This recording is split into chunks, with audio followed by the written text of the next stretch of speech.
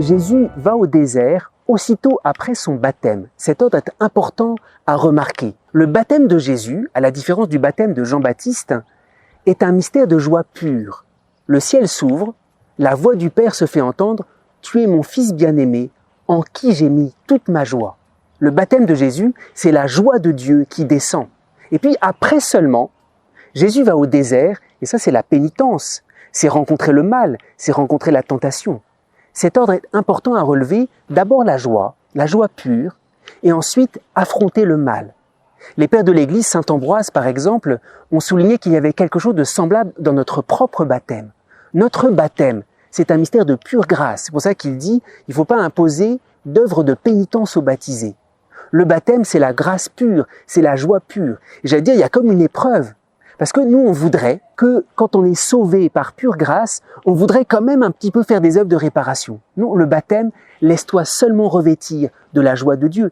Et c'est curieux, c'est une épreuve. Nous, on aimerait bien que ça soit le fruit de notre combat. Le baptême, c'est la joie, c'est la grâce pure de Dieu qui vient me sauver sans aucune condition. Et c'est éprouvant, pourquoi ?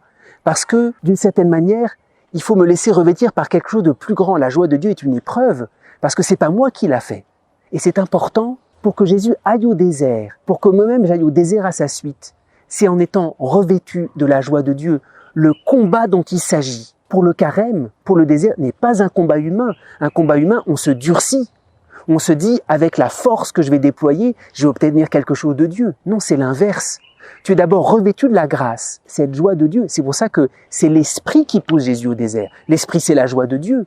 La joie de Dieu doit vaincre tous les recoins qui sont encore habités par le mal. Pour partir au désert avec Jésus, c'est un combat pour la joie de Dieu, que cette joie vienne visiter tout ce qui est encore dur, tout ce qui est encore marqué par le péché. Alors il faut suivre Jésus sous le souffle de l'Esprit, en acceptant cette première épreuve d'être dépassé par la joie de Dieu. Alors nous pourrons entrer dans un véritable combat spirituel.